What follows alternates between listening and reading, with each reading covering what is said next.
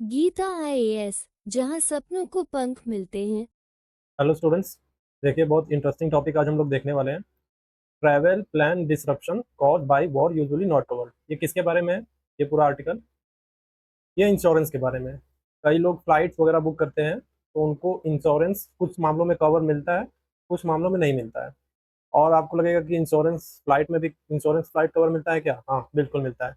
जब आप ticket book करते हैं ना, तो एक ऑप्शन आपको देता है। ठीक है, जब भी आप कोई ट्रैवल करते हैं, ऑनलाइन बुकिंग करते हैं, खासकर ऑनलाइन बुकिंग करेंगे तभी आपको ये इंश्योरेंस का ऑप्शन दिखता है। ठीक है, उस ज़्यादा चार्जेस नहीं होते हैं, 200-300 रुपया फ्लाइट का चार्जेस होता है। फ्लाइट में इंश्योरेंस का चार्जेस होता है। जब भी आप टिकट बुक करेंगे किसी भी एक्स पॉइंट से वाई पॉइंट तक जाने के लिए, मान लीजिए भारत से अमेरिका जाना है, तो आपको उसमें इंश्योरेंस कवर के लिए एक ऑप्शन देता है टिकट बुक करते समय। ठीक है, तो जब आप उसको चुनते हैं तो किस मामले में आपको वो कवर मिलेगा इंश्योरेंस और किस मामले में आपको कवर नहीं मिलेगा, ये उसी के बारे में है। ठीक है, ये अवेयरनेस के बारे में है और इकोनॉमी से डायरेक्ट ये कनेक्ट होता है।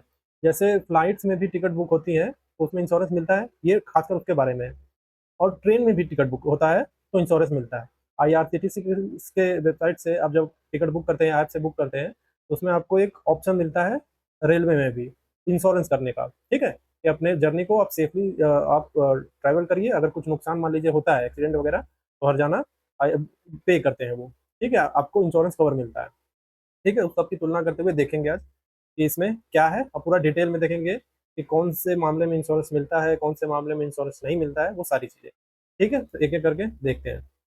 मेन आपको बता दिया जाएगा कि क्या होता है इसमें। वॉर, कॉन्फ्लिक्ट और जियो पॉलिटिकल टेंशन में, ये जो फ्लाइट के मामले में, ट्रेन की नहीं, फ्लाइट के मामले में आपको इंश्योरेंस कवर नहीं मिलता है। आप जाके अगर आपने टिकट बुक किया, इंश्योरेंस वाला भी सेक्शन चुन लिया, कोई वॉर की वजह से फ्लाइट कैंसिल हो गई, कॉन्फ्लिक्ट हो गया, ठीक है, जियो पॉलिटिकल टेंशन की वजह से, जैसे स्टेट ऑफ हॉर्मुज हुआ है, तो उसके ऊपर से अगर फ्लाइट अगर जानी है तो कैंसिल हो गया, ठीक, उसकी वजह से लेट हो गया, और आप चाहेंगे कि इंश्योरेंस कवर कर ले, तो आपको कवर मिलेगा नहीं। वो लोग सीधे मना कर देंगे कि हम नहीं दे सकते। ठीक है, तो देखिए डिटेल में देखते हैं। जब आप फ्लाइट बुक करते हैं तो एयरलाइन या ऐप पर आपको अक्सर क्या है, एक ऑप्शन मिलता है, add travel insurance secure your trip, ऐसा ऑप्शन मिलता है। ठीक है, तो ये क्या होता है, एक ऑप्शनल होता है, आपको कोई मैंडेटरी नहीं है कि आप लेना ही पड़ेगा। ठीक है, ये मैंडेटरी नहीं है, आप चाहे तो ले सकते हैं, चाहे तो नहीं ले सकते। 50 से 500 रुपये एक्स्ट्रा चार्जेस होते हैं। ठीक है, एयर इंडिया हो गया, इंडिगो हो गया, ये बुकिंग के समय आपको इंश्योरेंस एड ऑन करती हैं इसका। अगर आपको लेना है तो आप ले सकते हैं। ठीक है, इसमें क्या क्या कवर होता है जब आप इंश्योरेंस ले लेते हैं। तो इसमें फ्लाइट ट्रैवल जो है, इंश्योरेंस जनरली क्या क्या चीज़ें कवर कर रहा है। और flight delay cancellation, baggage loss या delays, missed connecting flight, missed medical emergency flight के दौरान या यात्रा में, trip cancellation refund rare case में, जैसे हाईजैक डिस्ट्रेस। ठीक है, तो अगर फ्लाइट लेट हो गई या सामान खो गया तो इंश्योरेंस मदद करेगा। अब कैसे कैसे इंश्योरेंस मिलते हैं, एक तो एयरलाइन और एक वर्सेस फुल ट्रैवल इंश्योरेंस। दो तरह के इंश्योरेंस होते हैं फ्लाइट वाले मामले में जब आप टिकट बुक करते हैं। एयरलाइन वाला बेसिक होता है एक, कि सिर्फ जो है फ्लाइट रिलेटेड इशू कवर करेगा, जैसे सस्ता होता है फ्लाइट रिलेटेड कवर करेगा, सस्ता होता है और शॉर्ट ट्रिप के लिए होता है। ठीक है, एक है फुल ट्रैवल इंश्योरेंस, जिसमें आपको flight, medical, hotel, passport loss सब कवर करेगा इसमें। ठीक है, इस सबसे जुड़ी कोई चीज़ें आपके साथ होती है तो वो इंश्योरेंस में कवर हो जाएगा, वो आपको पैसा मिलेगा आपको। तो इंटरनेशनल ट्रैवल में ज़्यादा यूजफुल होता है। और ये जो बेसिक वाला होता है, ये शॉर्ट ट्रिप के लिए ठीक होता है इंश्योरेंस लेना। मतलब जब टिकट बुक कर रहे हैं तो उस समय इंश्योरेंस का ऑप्शन चुन लेना।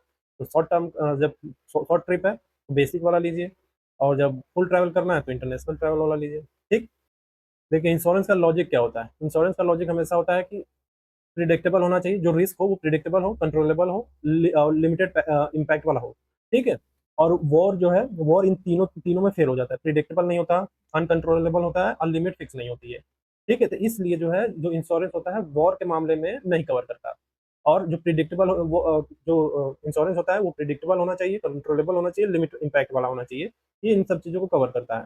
ठीक है, इसलिए जो है क्योंकि वॉर जो है इन तीनों के मामले में ठीक से सुटेबल होता नहीं, इस वजह से वो वॉर के मामले में इंश्योरेंस कवर नहीं करते। ठीक है, इसलिए इसको क्या कहा जाता है, force majeure, act of God. आपने सुना होगा ना, act of God, act ordinary event, ये वॉर की कंडीशन में माना जाता है। मान लीजिए वॉर हो गया, कोई डिजास्टर जैसी स्थिति बन गई, अचानक से होने वाली चीजें, ठीक है, तो उसको एक्ट ऑफ गॉड में डाल देते हैं, इसको फोर्स मेज्योर बोलते हैं। ठीक है, तो इंश्योरेंस किस मामले में कवर करता है, प्रिडिक्टेबल होना चाहिए, कंट्रोलेबल हो जाए, लिमिटेड इंपैक्ट वाला हो। ठीक है, इन मामलों में नहीं होगा, अनप्रिडिक्टेबल, अनकंट्रोलेबल और ह्यूज इंपैक्ट जिसका पड़ेगा, तो इसको किस किस मामले में डालते हैं, force majeure, act of God. For example देखिए, किन किन केसों में मिलेगा आपको। कवर किस किस केसों में नहीं मिलेगा? नॉर्मल डिले हो गया, जैसे फ्लाइट हो गया, नॉर्मल डिले हो गया, फ्लाइट डिले हुई क्योंकि इंजन में प्रॉब्लम आ गई, तो क्या हुआ, पायलट अनअवेलेबल था, पायलट नहीं आया या इंजन में कोई प्रॉब्लम हो गई, तो इंश्योरेंस क्या बोलेगा, ये एयरलाइंस की ऑपरेशनल प्रॉब्लम है, तो आप क्लेम कर सकते हैं, तो आपको इंश्योरेंस मिल जाएगा, आपने अगर टिकट बुक कराया है तो। ठीक है, अब वॉर की सिचुएशन है, तो मान लीजिए मिडिल ईस्ट में युद्ध चल रहा है, फ्लाइट का रूट बदलना पड़ा, जैसे स्टेट ऑफ हॉर्मुज के ऊपर से नहीं जा सकते, तो रिजल्ट क्या है, फ्लाइट डिले या कैंसिल हो सकता है, तो इंश्योरेंस क्या बोलेगा, ये वॉर रिस्क है, तो क्लेम रिजेक्ट कर देगा, ये उनकी उनकी गलती नहीं है। ठीक है, ये फोर्स मेज्योर में डाल देंगे और आपको कवर नहीं मिलेगा। ठीक है, तो इंश्योरेंस पॉलिसी में क्या क्या लिखा होता है, ऑलमोस्ट हर ट्रैवल इंश्योरेंस में एक क्लॉज होता है एक्सक्लूजन का, जो कवर नहीं होगा। इसमें लिखा क्या होता है, war, civil war, terrorism, nuclear risk, government restriction, मतलब ये सब अगर लिखा हुआ है तो इस मामले में आपको कवर नहीं मिलेगा। ठीक, कोई नहीं, कवर नहीं होगा। अब देखिए, एयरलाइन वर्सेज इंश्योरेंस का कंफ्यूजन दूर कर लीजिए। एक सिचुएशन क्या है, टेक्निकल इशू है, तो एयरलाइन रिस्पॉन्सिबिलिटी क्या है, रिफंड कंपनसेशन, इंश्योरेंस क्या है, कवर करेगा। वेदर प्रॉब्लम है तो लिमिटेड हेल्प करेगा एयरलाइंस, और इंश्योरेंस कभी कभी हेल्प करता है। और वॉर और कॉन्फ्लिक्ट का मामला होगा तो एयरलाइन रिस्पॉन्सिबिलिटी, नो गारंटी, और इंश्योरेंस नॉट कवर, नहीं मिलना है। ठीक, तो वॉर में एयरलाइंस भी मजबूर है, इंश्योरेंस भी पैसा नहीं देता है। ठीक है, तो किस किस मामलों में आपको समझ में आ गया इंश्योरेंस मिलेगा, किस मामले में इंश्योरेंस नहीं मिलेगा। तो आपने अगर टिकट बुक किया, इंश्योरेंस वाला ऑप्शन चुन लिया है आपने, लेकिन तो आपको पता नहीं है कि किन किन सिचुएशन में इंश्योरेंस मिलेगा, आपको तो लगा कि हर सिचुएशन में इंश्योरेंस मिलना ही मिलना है, कर लो, आपने ले लिया। लेकिन जब ये वॉर वाली स्थिति बन गई तो उसने क्लेमिंग, इंश्योरेंस वाले ने कह दिया हम नहीं देंगे क्लेम, तो आपको लगता है कि यार ये तो झूठ बोल रहे थे, लेकिन ऐसा नहीं है, वो पहले से ही इंस्ट्रक्शन लिख दिए होते हैं। आप जब भी टिकट बुक करें और जब आप इंश्योरेंस वाला सेक्शन ऐड कर रहे हो तो इंस्ट्रक्शन जरूर ध्यान से पढ़ लें। आपके अगर ठीक से आपको लगता है कि हाँ लेना चाहिए इसके बाद भी, तब आप कर सकते हैं। ठीक है, वो आपके ऊपर डिपेंड करेगा। अब देखिए, इंडियन रेलवे का आईआरसीटीसी का क्या होता है, सेम चीज वही, आप जब ऑनलाइन टिकट बुक करते हैं तो आपको एक इंश्योरेंस का ऑप्शन मिलता है। ठीक है, इसमें सिर्फ 0.35 पैसे वगैरह आपसे लिए जाते हैं, या तो हो सकता है 100 रुपया या 50 रुपया, ऐसा कुछ मिनिमम चार्ज ले इंश्योरेंस का एक्स पॉइंट से वाई पॉइंट तक जाने के लिए। ठीक है, इसमें क्या क्या होता है, इंडियन रेलवे इंश्योरेंस क्या क्या देता है, एक्सीडेंट डेथ 10 लाख तक, परमानेंट डिसेबिलिटी 7.5 लाख तक, पार्शियली डिसेबल होंगे तो 2 लाख से आपको 2 लाख से 7 लाख, 7.5 लाख आपको मिलेगा। हॉस्पिटलाइजेशन हो गया 2 लाख तक, डेड बॉडी ट्रांसपोर्टेशन 10,000 तक। मतलब क्या है, ट्रेन जो है, अगर ट्रेन का एक्सीडेंट होगा तो फाइनेंशियल प्रोटेक्शन मिलेगा। अब अंतर कंडीशन देखिए, फ्लाइट वाले में इंश्योरेंस अगर टिकट बुक करते हैं, इंश्योरेंस वाला ऐड करते हैं, तो किन किन केसेस में नहीं मिल रहा है आपको, वॉर की सिचुएशन है, मतलब एक्ट ऑफ गॉड की स्थिति है, नहीं मिल रहा है। लेकिन जो ऑपरेशनल डिले है, अगर फ्लाइट की तरफ से कुछ हुआ है, ठीक है, यानी कंपनी की तरफ से कुछ हुआ है, तो वो कर देंगे। ठीक है, अगर मान लीजिए कि फ्लाइट डिले हो गई या पायलट नहीं आया, तो वो आपका इंश्योरेंस कवर करेंगे। ठीक है, वो सारी चीजें करेंगे। तो उसमें मल्टीपल ऑप्शन है, फ्लाइट वाले में इंश्योरेंस का मल्टीपल ऑप्शन है, लेकिन रेलवे के मामले में मल्टीपल ऑप्शन नहीं है। यहाँ केवल और केवल इस पे अप्लाई हो रहा है कि जब ट्रेन का एक्सीडेंट हो जाए बहुत। ठीक है, बस एक ही ऑप्शन है कि अगर ये सब कुछ हो जाता है, तब ये सारी चीज अगर चीजें होती है इस एक्सीडेंट होने के बाद, ये सारी चीजें होती है, तो आपको कवर मिलेगा। ट्रेन का एक्सीडेंट हो गया, इसमें accident death, permanent disability, partially disable, hospitalisation, dead body transportation, सब मिलेगा। ठीक है, तो ये फ्लाइट वाला मामला हो, चाहे ऑनलाइन ट्रेन की टिकट बुक करना हो, एक बात याद रखिएगा, इंश्योरेंस का मामला सिर्फ ऑनलाइन चलेगा। ठीक है, और टिकट ऑनलाइन अगर आप बुक करते हैं तभी आपको इंश्योरेंस कवर मिलेगा, ऑप्शन देगा कि आप इंश्योरेंस वाला ऐड कर लीजिए। अगर ऑफलाइन करते हैं जाके, तब नहीं मिलता है ऑप्शन, मतलब ऑप्शन नहीं मिलेगा कि इंश्योरेंस वाला ऐड कर ले, आपको केवल नॉर्मल टिकट मिल जाएगा। ठीक है, अब देखिए, ध्यान दे दीजिए, फ्लाइट डिले के मामले में कब इंश्योरेंस काम करेगा, ये याद रखिएगा। डिले का कितना होना चाहिए, 3 से 7 घंटे से ज्यादा अगर डिले होगा, ठीक है, 3 से 6 घंटे का ज्यादा फ्लाइट का डिले होगा, तब इंश्योरेंस कवर होगा। ठीक है, 3 से 6 घंटे से ज्यादा। ठीक है, और आपके पास टिकट होना चाहिए कि आप दिखा सके कि देखिए आपने टिकट में लिखा था 3 से 6 घंटे से ज्यादा फ्लाइट डिले हुई है, आपके पास टिकट होना चाहिए, रिसिप्ट होना चाहिए। ठीक है, तो कैंसिलेशन के लिए medical emergency, death, valid reason होना चाहिए, डॉक्यूमेंट होना चाहिए, कहने का मतलब ये है, तब आपको इंश्योरेंस पूरा आपको कवर कर दिया जाएगा। अब देखिए, किस मामले में, फ्लाइट के मामले में आपको इंश्योरेंस नहीं मिलेगा, ट्रैवल एडवाइजरी के बारे में। अगर गवर्नमेंट ने वार्निंग दी है, पहले से ही गवर्नमेंट ने वार्निंग दे रखी है कि किसी एक्स देश में, एक्स वाई जेड में देश में नहीं जाना है, ठीक, उन्होंने बता रखा है, तो और आप फिर भी गए और इंश्योरेंस कंपनी आप क्लेम कर दिया, तो अब डिनाई कर दिया जाएगा। मतलब ये एक्स देश में जाने के लिए गवर्नमेंट ने मना किया, उसी एक देश की आपने टिकट बुक किया, फिर इंश्योरेंस ले लिया टिकट के थ्रू। ठीक, अब कुछ हादसा हो जाता है और आप क्लेम करने जाते हैं कंपनी पे कि ये मामला हो गया, हमारा कवर करो, इंश्योरेंस हमने कराया है, फिर क्या है, वो आपको कवर नहीं मिलेगा। क्यों? क्योंकि पहले से ही एडवाइजरी जारी है, तो इस मामले में भी आपको इंश्योरेंस नहीं मिलेगा। ठीक है, अच्छा, पांचवी बात, मेडिकल कवरेज। ठीक है, सबसे यूजफुल पार्ट है ये। Emergency hospitalisation, medical evacuation, trip cut short, ये इस मामले में भी आपको मेडिकल इंश्योरेंस कुछ हद तक काम करता है। कैसे काम करता है देखिए, मेडिकल कवरेज क्या होता है। अगर मान लीजिए आप ट्रैवल के दौरान अचानक बीमार पड़ जाते हैं या एक्सीडेंट हो जाता है, तो इंश्योरेंस आपका जो है हॉस्पिटल खर्च उठा लेगा। ठीक है, खासकर विदेश में ये बहुत ही यूजफुल है। ठीक है, क्योंकि वहाँ इलाज महंगा होता है। और क्या क्या कवर होता है, इमरजेंसी हॉस्पिटलाइजेशन, अचानक क्या होता है, एक्सीडेंट हो जाए, हार्ट अटैक हो जाए, फूड पॉइजनिंग हो जाए, ठीक, सीरियस इलनेस हो जाए, बीमारी हो जाए, तो इस मामले में इंश्योरेंस कवर हो जाएगा। ठीक, मान लीजिए आप जर्मनी में घूमने गए, जर्मनी में गए, लंदन में गए, कहीं गए, अचानक बाइक एक्सीडेंट हो गया, ठीक है, हॉस्पिटल में एडमिट होना पड़ा, बिल 5 लाख का बन गया, तो इंश्योरेंस क्या बोलेगा, ये इमरजेंसी है।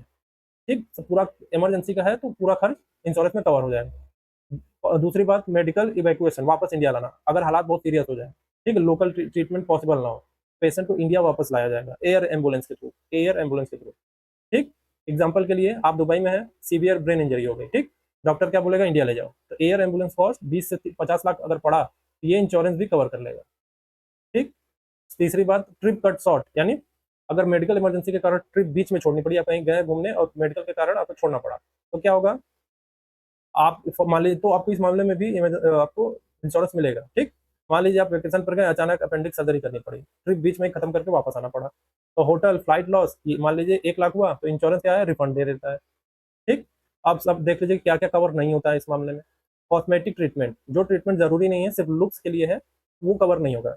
For example face surgery, hair transplant, skin whitening, इस मामले में इंश्योरेंस बोलेगा ये इमरजेंसी नहीं है।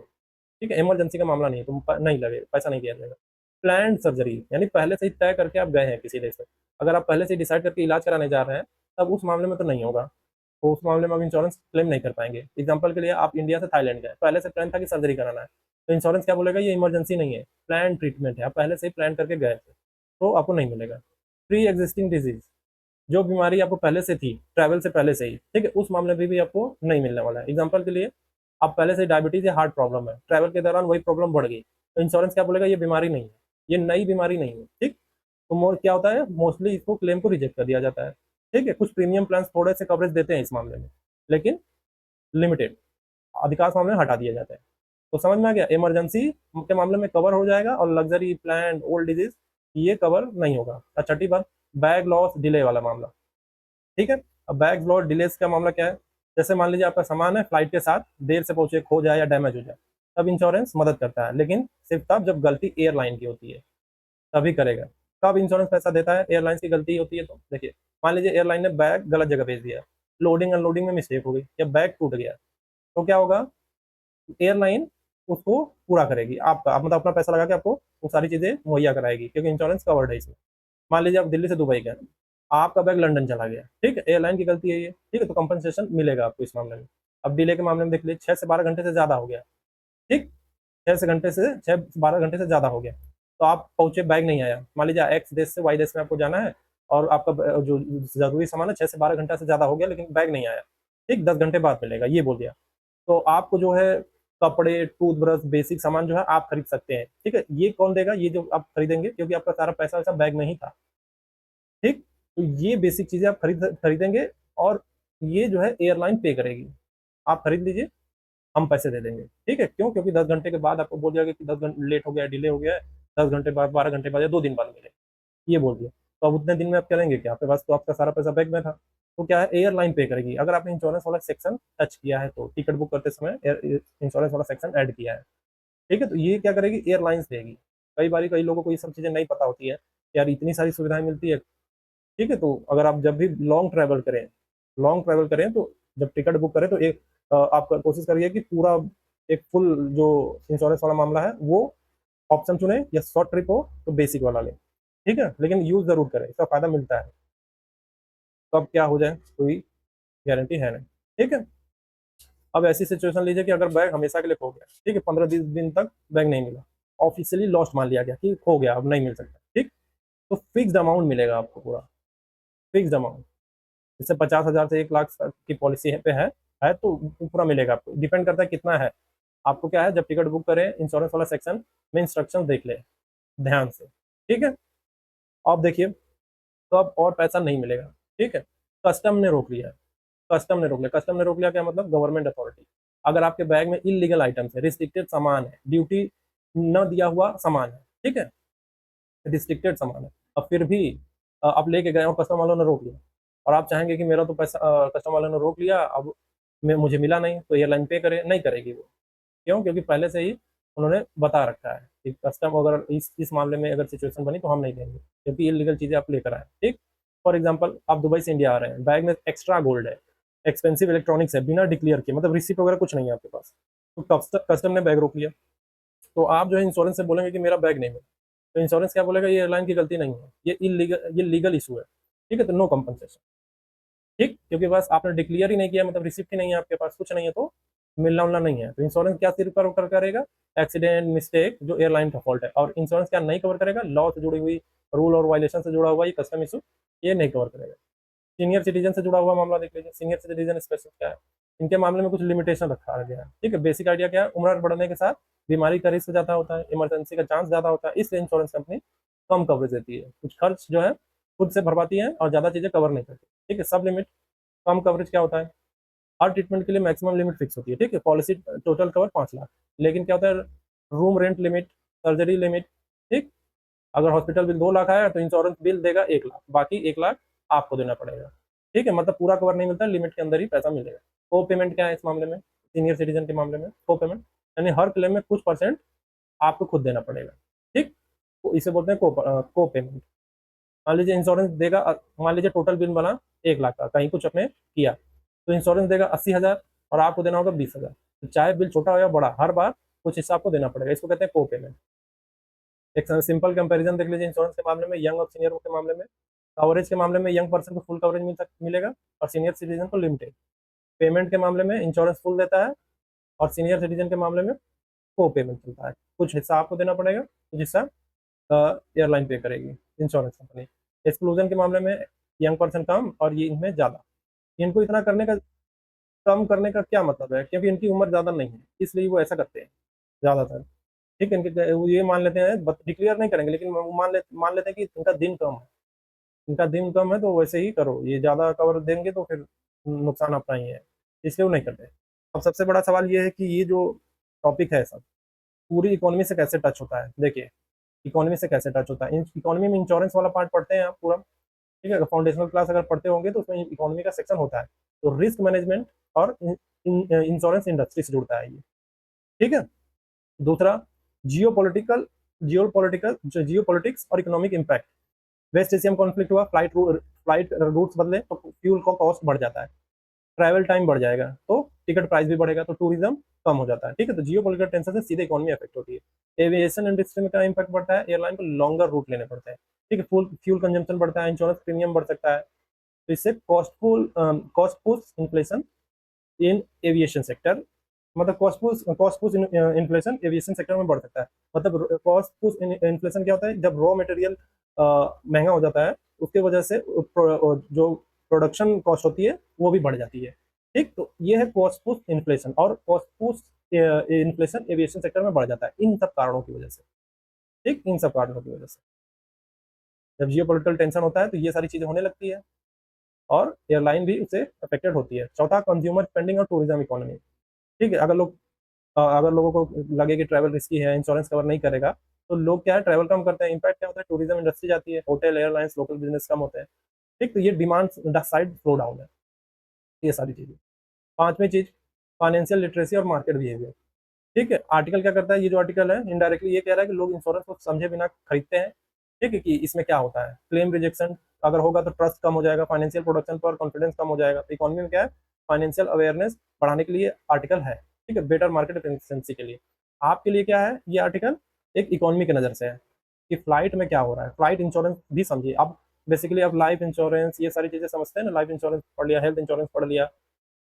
ठीक, तो ये भी समझिए कि फ्लाइट में जो छोटे छोटे इंश्योरेंस मिल रहे हैं आपको, जब आप टिकट बुक कर रहे हैं उसमें इंश्योरेंस मिल रहा है, तो वो भी एक तरह का इंश्योरेंस है और बहुत इंपॉर्टेंट है, तो उसको भी समझिए। ठीक है, रेलवे में जो इंश्योरेंस मिलता है जब टिकट बुक करते हैं आरसीटीसी पे, उसका भी रोल है।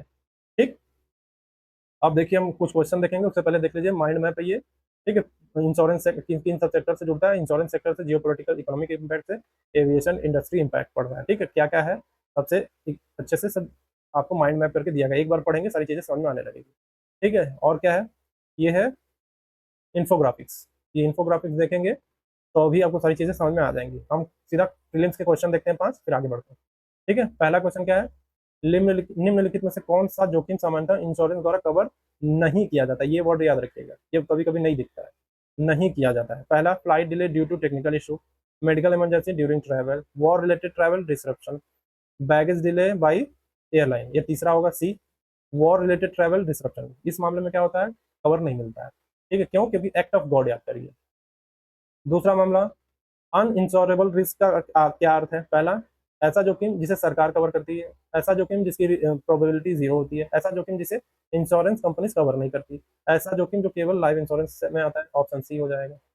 ठीक, निम्नलिखित, तीसरा है, निम्नलिखित में से कौन सा एविएशन सेक्टर में कॉस्ट पुश इन्फ्लेशन का कारण बन सकता है। पहला, टूरिज्म डिमांड में वृद्धि, बी, दूसरा फ्यूल कॉस्ट में वृद्धि ड्यू टू लॉन्गर रूट, तीसरा है गवर्नमेंट सब्सिडी, चौथा है interest rate reduction. B option सही होगा ये, फ्यूल कॉस्ट में वृद्धि होने से ड्यू टू लॉन्गर रूट। ठीक, चौथा, ट्रैवल एडवाइजरी को इग्नोर करने पर इंश्योरेंस क्लेम रिजेक्ट क्यों हो जाता है, क्यों हो सकता है। ठीक है, क्या ऑप्शन होगा इसका। पहला है क्योंकि एडवाइजरी लीगल बाइंडिंग नहीं होती है, क्योंकि यह मोरल इशूज है। तीसरा है क्योंकि यह नॉन रिस्क बन जाता है। चौथा है क्योंकि एयरलाइंस रिस्पॉन्सिबल होती है। तो इसका सी ऑप्शन होगा, क्योंकि ये पहले से ही गवर्नमेंट ने बता रखा है कि नहीं जाना है, लेकिन फिर भी आपने उसमें किया है, तो आप इंश्योरेंस वाला भी ऐड करेंगे तो आपको मिलना नहीं है। ठीक है, पांचवी बात, निम्नलिखित तत्वों से विचार कीजिए, इंश्योरेंस सेक्टर रिस्क। निम्नलिखित तत्वों पर विचार कीजिए। पहला है, insurance sector risk transfer mechanism पर आधारित होता है। दूसरा, सभी प्रकार के जोखिम इंश्योरेंस द्वारा कवर किए जाते हैं। तीसरा, वॉर रिलेटेड रिस्क आमतौर पर इंश्योरेंस पॉलिसी में एक्सक्लूड होते हैं। तो कौन कौन सा सही है, पहला सही है और तीसरा सही है, दूसरा गलत है। ठीक, तो कौन सा होगा ऑप्शन बी, एक और तीन। ठीक है, insurance sector risk transfer mechanism पर आधारित होते हैं और वॉर रिलेटेड रिस्क आमतौर पर इंश्योरेंस पॉलिसीज में एक्सक्लूडेड होते हैं। ठीक है, यही कब से बताया जा रहा है। अब देखिए मेंस का क्वेश्चन है, इसको आपको लिखना है। युद्ध एवं भू राजनीतिक तनाव के कारण उत्पन्न यात्रा व्यवधान बीमा क्षेत्र की सीमाओं को उजागर करते हैं तथा व्यापक आर्थिक प्रभाव उत्पन्न करते हैं। इस कथन के संदर्भ में बीमा क्षेत्र की भूमिका, अन इंश्योरेबल रिस्क की अवधारणा तथा पर्यटन एवं विमानन उद्योग पर इसके प्रभावों का विश्लेषण कीजिए। ठीक है, क्या क्या लिखना है इसमें, ये देखिए। Introduction, insurance risk transfer mechanism, war, uninsurable risk, body में insurance sector limitation, uninsurable risk concept, aviation impact, tourism impact, consumer behaviour and financial literacy और better policy awareness, regulatory role, IRDAI, need for risk inform decision making. ये सब बताना है। ठीक है, जब भी हो सकता है प्रीलिम तो ये पूछ ले इंश्योरेंस क्या होता है, तो वो बोला जाएगा रिस्क ट्रांसफर मैकेनिज्म होता है, ऑप्शन दे दे, तो आपको इसको चुनना होगा। ठीक, तो आज के लिए इतना ही, धड़ल्ले से इसको लिखिए और जुड़िए हमारे साथ। ठीक है, आज के लिए इतना ही, थैंक यू।